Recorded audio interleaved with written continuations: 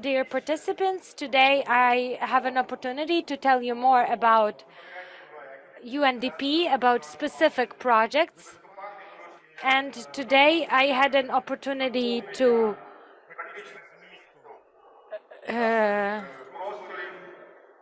present to you our ideas about the content of our spaces, of our cities in the dimension of economy. And I would like to give you a bit more details, show you what is it that we're already doing, how cities can participate, how you can apply for either expert assistance or financial assistance, find out more about different practices. So I don't know if you have heard about UNDP altogether, but at the beginning of my presentation, I would like to mention that the UNDP is the biggest UN agency. We have agencies that are quite specialized, that have narrow specialization. For instance, those that focus on working with children, agricultural sector, and so on. But UNDP has a very broad mandate. We work on sustainable development in quite a wide field with the different state governments all across the world and with communities. And this is what I'm going to talk about today. UNDP in Ukraine has been present since the first days of independence. Various programs have been implemented. Dozens and hundreds of projects have come to fruition. They haven't started yet, yes. So as of now, the challenges that the country is facing, or taking into account the challenges that the country is facing, UNDP has shaped its offer. What is it that we can help you with? And we have outlined 5 main directions where we try to help and cooperate with the government, civil society, private sector, so all the levels of society and all the sectors. Thank you very much. And on this slide, they are not represented in some level of importance. It's just how they follow on. So first, this is crisis response. This is clear. There are running issues that need to be resolved fast because of the war. There are dozens of challenges that arise because of the war, and this is something that communities and the country struggle with daily, and we need to respond fast and have this capacity. This is also access to public services. These could be healthcare, social services, educational services, and so on.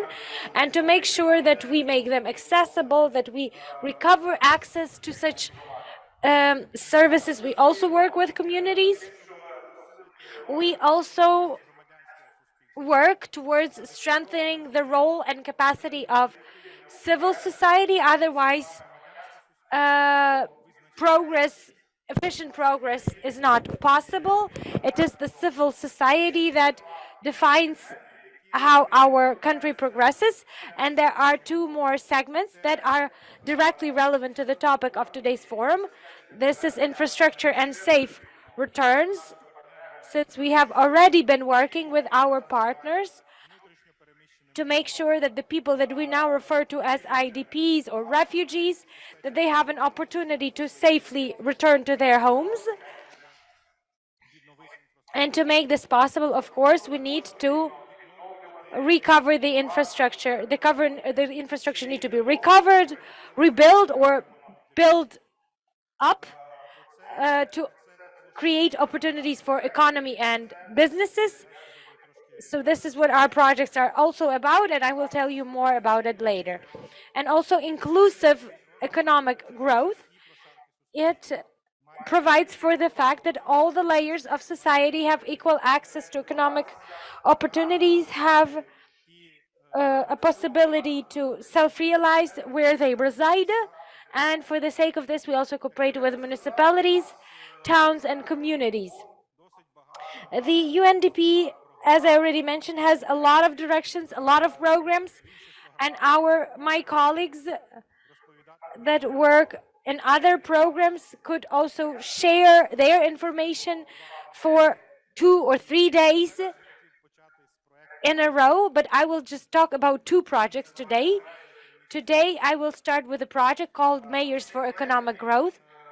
This project is a regional project. What does this mean? This means that it has to do not just with Ukraine. It was launched before the beginning of war, and it has been implemented, and it's being implemented in the Eastern Partnership countries, Georgia, Armenia, Azerbaijan, Moldova, and Ukraine. And basically, this is both a project and a network. The network of this project, as of today, covers more than 400 municipalities in all the Eastern Partnership countries. 200 are from Ukraine, and some of them are temporarily occupied. Because of this, through this project, the EU wants to support our cities in their sustainable transformation. Even prior to the beginning of the war, the cities and the communities have seen significant challenges that are relevant to all, global, regional, local, and basically municipalities, administrations. Their partners are on the front line where they respond to the needs of society, the needs of residents.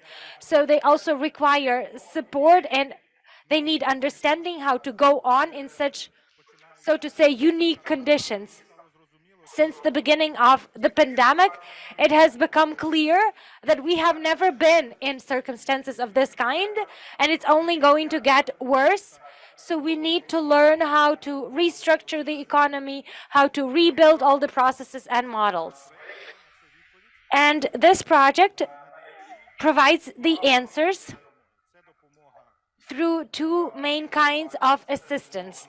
This is intellectual assistance or expertise. It creates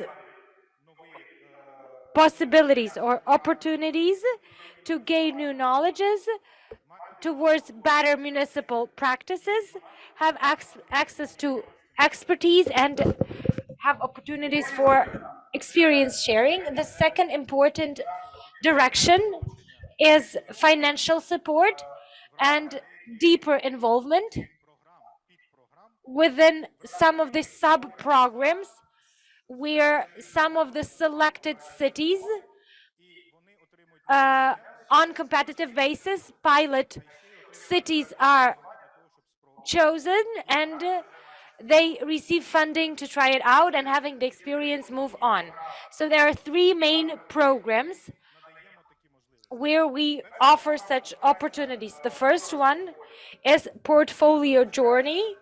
What does this mean? This means that within the frame of this, such an innovative approach, portfolio approach, which means comprehensive or systemic approach to problem solving, community problem solving, that defines the main problems, but also we understand that we're encountering a complex system where there are many dimensions that are interrelated. So the answer we provide is not linear, but it's the answer that transforms various sectors and allows you to move forward. And what is even more important, it also allows you to adapt as you go. And within this approach, we have 2 pilots, and we already have some fruits of our labor. The first portfolio has been shaped, and we're getting to the practical stage of implementation now. The second is urban makeover. So this is something that revolves around innovative projects based on human-centric or human-oriented design. When elaborating such projects and implementing such projects, we have a very wide toolkit that is public hearings.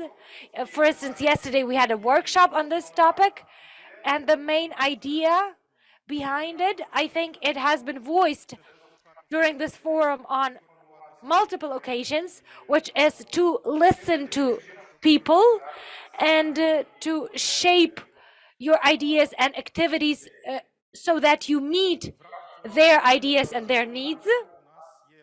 So within this direction, we have 5 pilots that have been through the level of participatory elaboration of ideas. The ideas are quite diverse. We even have one community which is still under occupation, and yet the team of the municipality has been relocated, but it continues with supporting its community, and it is getting ready to go back home. So we have 5 projects of this kind, and the third one is response and renewal. This component has been implemented in 2 countries, Ukraine and Moldova. In Moldova, it's targeting our refugees, and in Ukraine it has 2 subtopics. One is immediate response to pressing problems in the communities, and the second is creating a foundation or basis for long-term development. So these are the ideas on different levels: individual, community, households even, and there are 13 projects of the kind. All of them are active now, so which means they're being finalized and will progress to implementation stage. Finally, Urban Learning Center. Urban Learning Center is a virtual laboratory or a training platform or educational platform. It's a practical content that is aiming that all the cities, not just the network cities, have access to these practices, materials, target courses that are being elaborated. So in this respect, tomorrow in the second panel, there's going to be a separate presentation, and I recommend that you check it out. And my colleague, Severa Osmanovic and Kevin Schmidt, will tell you more about how to make use of this virtual learning center. And finally, one more component, which is a new approach, a new methodological platform for economic development planning. This is where we cooperate with our partners, consulting companies that know that Ukraine has already certain foundation in place. We don't have to start from scratch. They suggest how to improve on such processes, especially now when we plan both recovery and sustainable development. And I would like to maybe pick up the pace a little bit. I would like to tell you more about some of our achievements within the first direction of portfolio journey. We have a pilot project with Mykolaiv. So this journey started half a year ago, where we started actively. First, we had a training process, co-creation process, and we started with strategic foresight. You have 3 minutes. 3 minutes. Sorry, I will be very brief then. So as of now, this portfolio has been shaped. There are main components. Since we have a complex system in view, then our approach is non-linear. So our main aim is to build a new economy in the city, rooted in city's identity. We refer to it as blue and green economy, but to build this blue economy, we have defined different directions. For instance, remodeling middle and small businesses, reformatting the space, reformatting the approach to activation and interaction with the youth in the city, and also shaping a platform for long-term analysis. And within the second program, where I told you that we have 5 pilots, we also have very diverse projects. We have a lot of challenges that have to do with the integration of IDPs, employment challenges, support of private sector, but all of these challenges allow the community to respond in an innovative way. As I shared, within the third component, where we have renewal and recovery, there are 2 aims. First is to meet current challenges, present-day challenges, but also we have a second component within the frame of which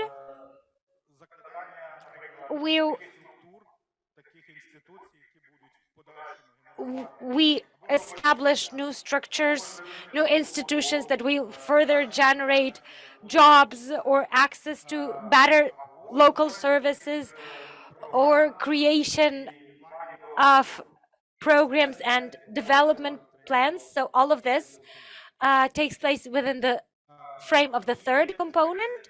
And finally, this is very brief about our mayors for economic growth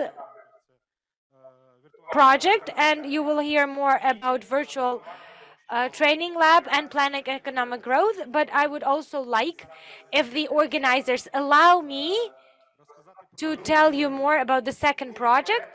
The second project, which is being financed by the German government, it's called Support to Rapid Economic Recovery of Ukrainian Municipalities.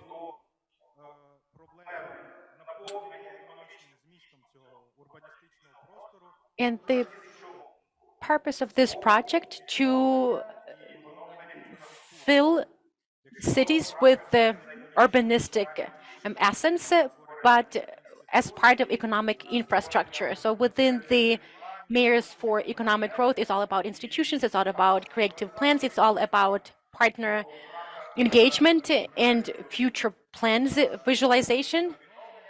As for the rapid economic recovery project, we are trying to respond to those challenges that emerged in early October last year when massive missile attacks were inflicted. I mean, the country has been suffering from missile strikes since the beginning of the war, but in early October there were some massive attacks that had a really adverse effect on infrastructure, on communities, infrastructure, businesses. A lot of businesses had to find new locations. So basically, small and medium enterprises found themselves in dire straits. Within this project, we restore access to basic infrastructure, water supply, heating, gas supply, power supply, telecommunications.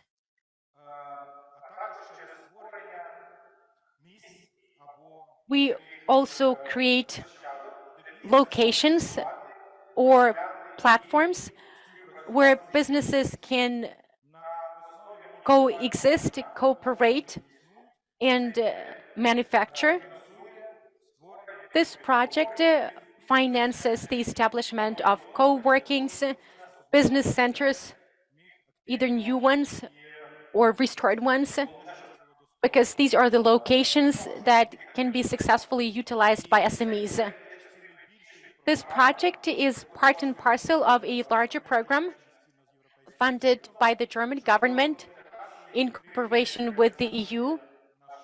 And this program aims to support Ukraine in implementing the EU-Ukraine Association Agreement. This approach is grounded in partnership. The focus is on restoring infrastructure, but with the involvement of businesses, because we want the restored facilities to be beneficial to the end users. On this slide, you can see three priority areas that I have already alluded to: restoration of access to services, restoration or provision of telecommunications, and creation of platforms for cooperation. Within this project, we have four main elements of success: effective partnerships, intersectoral partnerships in the first place, available funding. We can fund local initiatives up to 800,000 euros per municipality. The third element of success is the engagement of business communities. Business communities need to be involved in the process of identifying the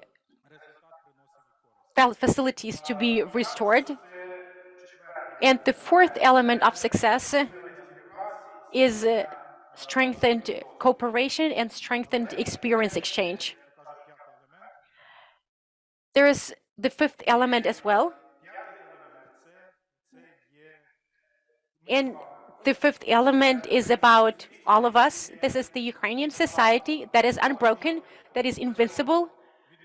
Without the fifth element, all this would not be possible. You can restore infrastructure, you can create favorable conditions, but you cannot really do all of this without the relevant aspirations of people. The fifth element is grounded in unbroken Ukrainians, the unbroken Ukrainians that are in the making. I often quote Ludwig Erhard, a famous German economist. He said that we should not try to change the landscape around people. Change the people, and then these people will change the landscape. In our situation, we already have the right people in place. They just need a little bit of our support. And the projects that I described intend to help people do what they aspire to. Our people understand why they need this. Our people are motivated. Our task, the task of my organization, is just to stand by these people, support them, and offer such opportunities. I would like to provide you with assurances that we will continue supporting Ukrainian municipalities. In the next couple of days, we will announce the winners of the competition within the Rapid Economic Recovery of Ukrainian Municipalities project. And after that, we will embark on even more intensive and much needed endeavors, because we need to rebuild and build better whatever has been destroyed within a very short time frame. I would like to encourage all of you to approach me, approach some of my colleagues present here. Let's join our brains and understand together what can be done to recover our economy. A big thank you to the organizers, and I will be more than happy to answer any questions if we still have some time for them. Thank you very much, Mustafa. We can have some questions from the audience. I can see one raised hand, or maybe it's not there. If there are no questions from the audience, I have one, and you can take your time and think about your questions. We often hear from communities that projects are complex and complicated, and that local communities, especially small ones, do not really have qualified people in place to participate in such projects, because you do need to have at least some level of expertise and experience to get involved with such projects. So what are some of the qualifications and skills that communities need to have to be qualified to participate in your projects in the future? Thank you for this question. The issue of capacity, the issue of capability is a relevant one, because it's a tall order indeed to come up with a project, to submit it, and then have it implemented. There are several potential approaches here. There are projects, for example, the ongoing competition within UNDP, where you can submit an idea and then you work together with the project team to finalize and refine this idea. I've used the word partnership several times since the beginning of my presentation. There's one successful and effective tool, partnership.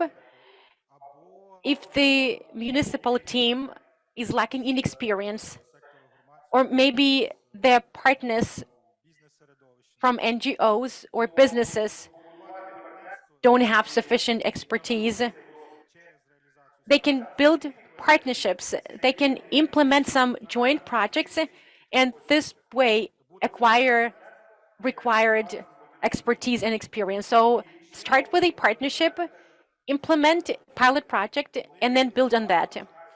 There's another piece in this recipe. You can start with small things, and then you get inspired by your achievements, and then you apply for larger projects. I believe that it's a very effective practice. Thank you very much. Any questions from the audience? Then the last question from me, it's not even a question, it's more of a proposal. The experience of others can serve as an example for others who are just at the beginning of this pathway. So my proposal is as follows. So you will have some of the communities that will be selected as winners, and these communities will implement some projects. So maybe during the next Lviv Urban Forum, or even before that, they could be provided with an opportunity to share their experience. What are some of the stumbling blocks that should be avoided to make these projects even more successful? I think that it will be beneficial to those communities that haven't applied for any projects yet. I fully agree with you. We're definitely on the same page here, and this is something that I discussed with my colleague yesterday. We already have some good practices accrued within the previous projects, so why not offer these practices to the new partnerships? I'm sure that this will serve as a solid support for new communities.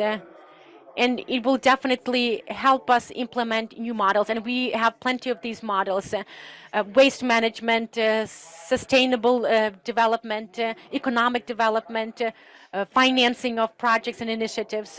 We have a panoply of new practices, the tested and trialed ones, and they have proven to be effective. So learn from one another, and we will definitely support you in the process.